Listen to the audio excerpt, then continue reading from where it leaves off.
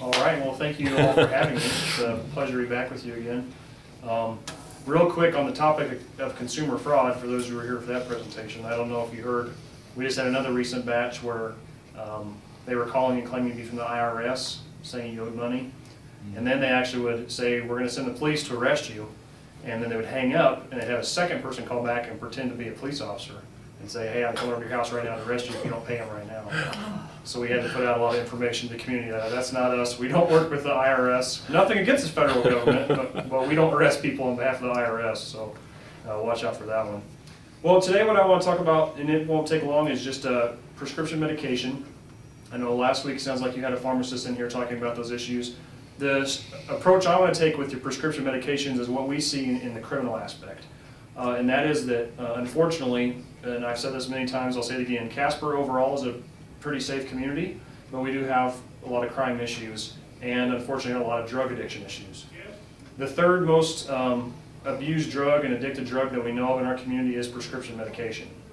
So marijuana is typically the majority of the drugs we see, followed by methamphetamine, and then prescription drugs. The problem with prescription drugs is if we find a guy with marijuana or methamphetamine, that's against the law, we can just arrest him. But if we have someone that's addicted to a prescription medication, that's a little bit harder to articulate in a criminal aspect because they very well could have the prescription completely legally. It might be an illegal prescription. They might be doing what's called doctor shopping, where they go to one doctor and get some pills and the next day go to another doctor and get the same pills. But again, that takes a lot of investigation on our part and it's harder to prove than just regular illegal drugs. So the one way we really are trying to combat the prescription drug problem in the community is getting all the unused prescriptions out of the community and disposed of. Flushing down the toilet is probably the most common practice. Unfortunately, talking to our water department, we're finding out that there is some concern that what that's doing to our citizens overall. The water filtration process is designed to get out some major bacterias and diseases or whatever, things like that. It's actually not designed to take out certain hormones and chemicals that are in our medications. They're just now, in the last couple of years, doing some baseline studies on water quality to read the hormone levels and medication levels in water to try to see how much it's being, if it's going up or down, or if that's just natural. Like if they go test your water coming out of your tap right now, there's hormones coming out of your tap. And they don't, because we've only been studying this for a couple of years, they don't know if this is excessive or if that's normal. But they think a large problem with that is the flushing of medications down the toilet because the filtration systems aren't designed to remove hormones or some of the antibodies and things in medications. The other issue is that prescription medications, they're designed to work with your body. So you swallow a pill, and as it goes through your digestive tract, the really smart people who make a lot more money than me have designed it to release certain chemicals and hormones at certain times to help your body. Well, when you throw that into water and it dissolves in the water, it messes up that rate. So we don't know, what that's doing to the people then ingesting that water later. So bottom line, please don't flush your medications. What we would prefer is that you turn them in to us. We have, as the pharmacist mentioned last week, a Dropbox program. If you go into our lobby at 201 North David, the lobby is open 24/7, so I know you night owls who like to party the night away. You can come on over after you're partying, and the lobby will be open. There's just a big green, looks like a mailbox, big green box, and you open up the drawer, drop your medications in, shut it, and it goes down into a locked container. That's regulated by the Drug Enforcement Agency, the DEA, so it's bolted to the floor and to the wall, and it takes two people with two keys to open it, so there's a lot of controls and safety issues. But that way it gets off the street. The problem is, you are a very popular demographic. Everybody loves our seniors. I'm sure you all get hundreds of visitors at your homes. The problem is, some people coming to visit you may not have the purest of motives. And I know this is terrible to think. Just understand, I'm a cynical police officer, so I think everybody's a bad guy, so just take that with a grain of salt. But it's very possible that friends, relatives, and in most cases, a friend of a relative, let's say your grandson or granddaughter comes to visit you and brings a good friend with them. You don't know this friend, you don't know why the friend's coming to visit. Unfortunately, we see this. The friend is coming to visit the grandma and grandpa they don't know, because while grandma and grandpa are having a conversation with their grandkid, the friend is snooping around the house trying to get some extra pills from them. We see this a lot with the young, particularly high school and junior high age. They're finding easy ways to steal 1 or 2 pills to then take to their parties or to sell to a friend or things like that. And then we have some extreme addicts that just literally are addicted to narcotics, they're addicted to pain pills, and so they'll use any means necessary to get those pills. And unfortunately, you all look like you're in great health, but some seniors have a lot of medications in the house. Some young people have a lot of medications in the house. And it seems in this day and age, there's more and more medications. It seems like doctors just prescribe more and more and more. You have a pill, it gives you this side effect, so they give you a pill for that side effect, and you get another side effect. So we have lots and lots of medications. Nothing against our doctors, they're doing their best to help people, but it creates a dilemma for us in law enforcement because that puts more of that product out there that either criminals or addicts want to steal. So there's a couple of things I want to encourage you to do. I know it's hard and it's terrible to think that your relatives or close friends might steal from you, but it's very possible. So if at all possible, keep your medications locked up somewhere. Another problem that's not just even related to seniors, but all our population, we have a lot of thefts during open houses. So addicts and criminals will just look at the paper, see all the open houses going on in town, they'll go to the open house, excuse themselves to use the bathroom while they're there, ruffle through the cabinet, try to find some pills to steal. Sometimes they're not even taking the whole bottle because that's obvious. They might just dump a few out hoping no one notices. And they'll do that to a few houses and then get a stockpile that either for themselves to use for their addiction or to sell on the street. Pain pills, if you're looking for a side business, it is against the law, but pain pills go for quite a bit on the street. A typical narcotic pain pill will literally go for between $20 and $30 for one pill, is what they're getting. Yeah, and it's also a commodity. People who are, let's say, a methamphetamine addict, they burn through their money pretty fast because methamphetamine, you're going to spend about $200 for about a gram and a half of methamphetamine, which is only not even really a day's use if you're a heavy user.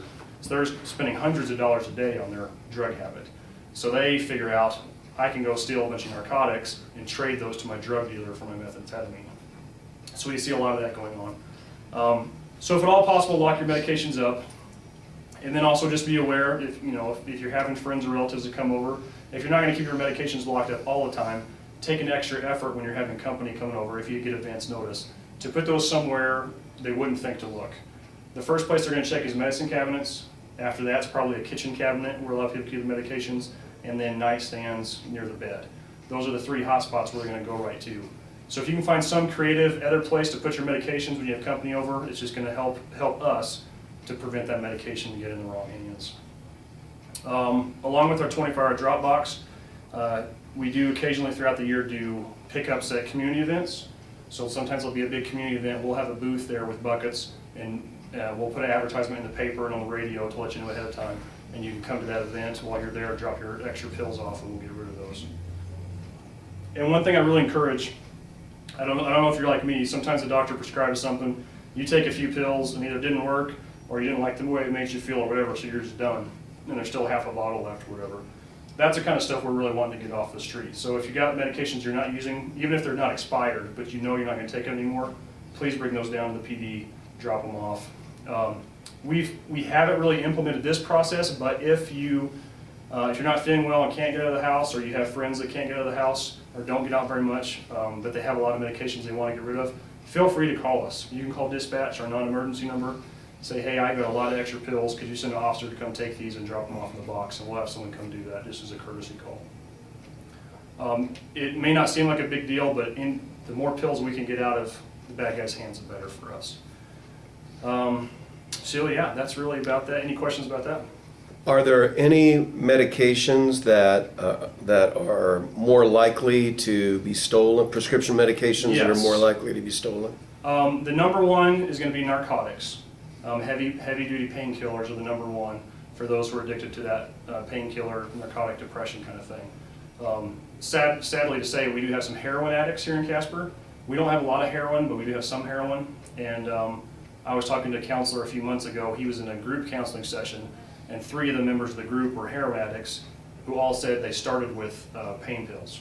And eventually the pain pills, they weren't getting that feeling, the high, so they moved up to heroin, which is really tragic because heroin is just, it'll ruin your life. So narcotics are the number one. After narcotics is the mood-altering drugs like Ritalin or things like that, which here the odd thing is there's a lot of medications for mild depression that they'll give an adult for depression, but they'll give to a young person for hyperactivity, even though it's the same pill.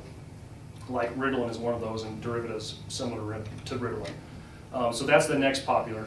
Most of what we see with those is in the junior highs and high schools, kids who are prescribed the hyperactivity medication sell it to their buddies who aren't hyperactive. Because the buddy that's not hyperactive will get a buzz out of it. It'll actually give them a high, and whereas the hyperactive kid, it brings down. Young people are the worst category for us because they like to play and have fun and they don't think things through. So they'll have these parties, they'll call them farm parties or Skittle parties. They just have a big bowl. Everyone gets all the medications they can get, they dump them all in a big bowl, just mix it up and take a handful and see what happens. Which of course is unbelievably dangerous because they could be taking your blood pressure medicine and a narcotic, or they could be taking a blood thinner and something else. There's no telling what it's doing to their body. So all medications we're concerned about. Obviously narcotics are first, and then any mood affecting drugs like Ritalin or antipsychotic or psychotropic drugs they might use for mild depression or anxiety, things like that. Those come in next as the most popular.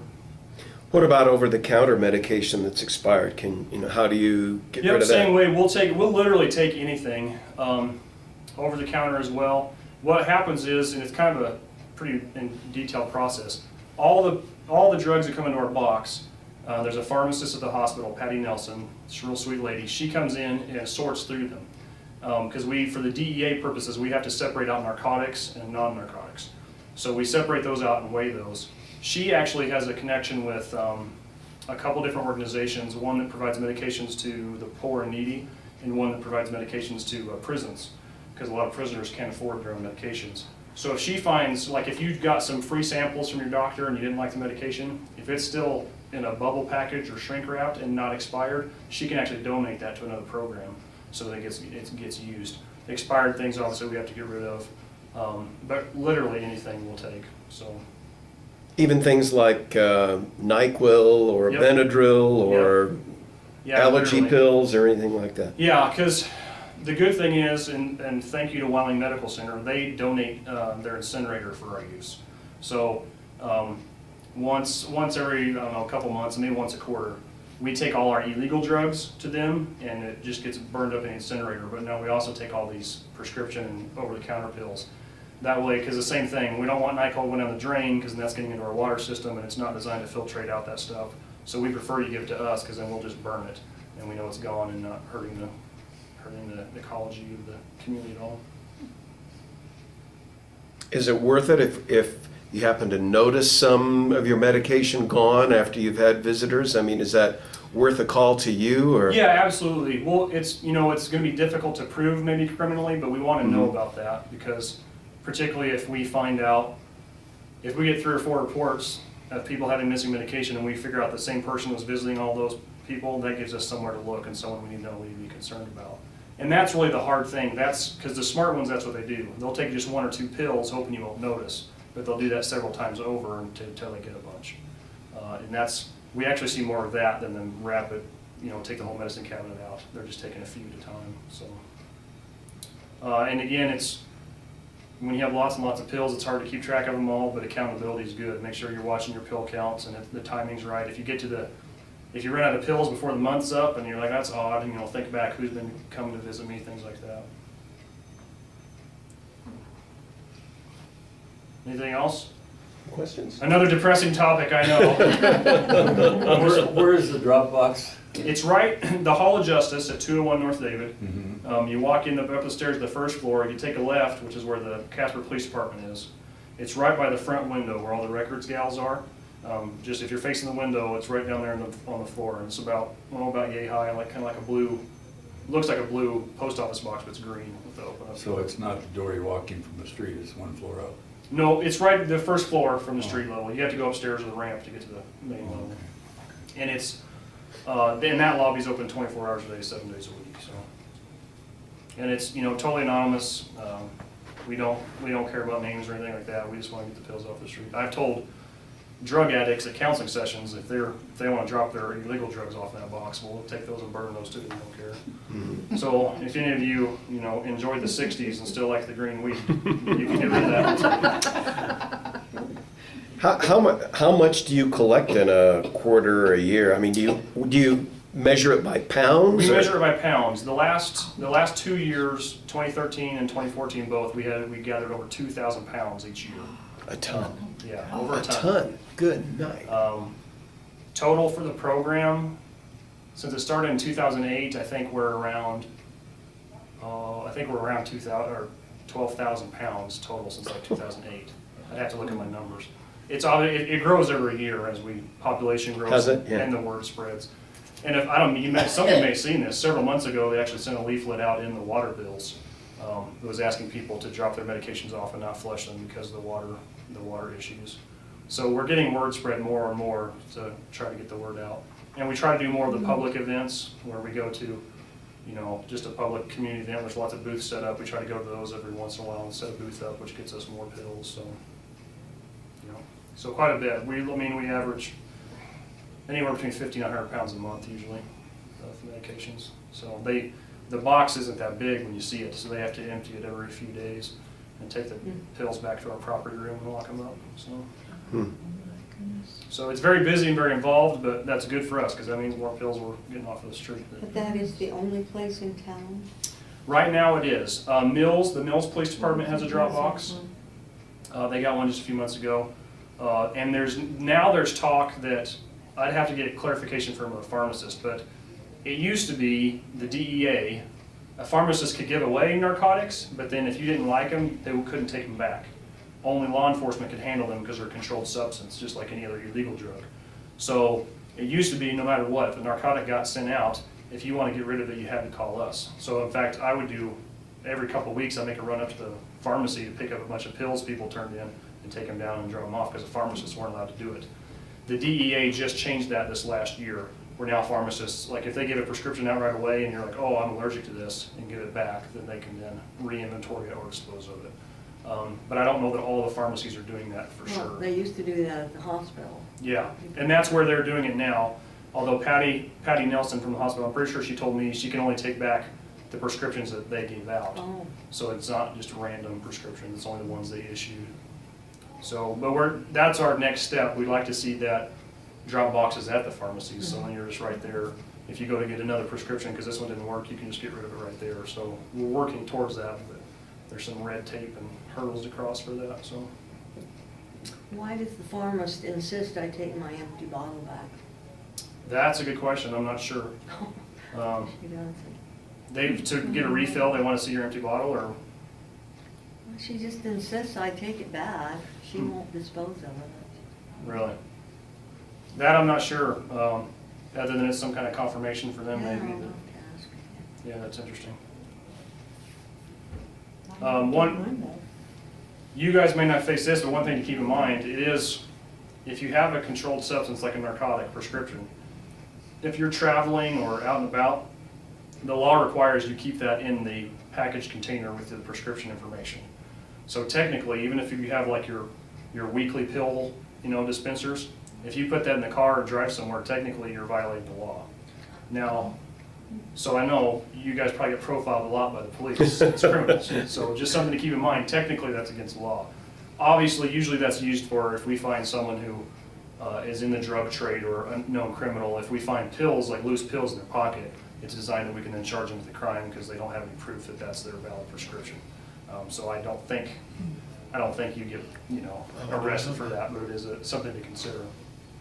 So it's almost like an open container? Huh? Yeah, so it's something to keep, if you're gonna go on, I don't know if any of you go, well, you're here, so none of you apparently went south for winter, but if you do go for extended visits to see family or something, you really should package your pills back up in the original bottles with your name and prescription information to be legal.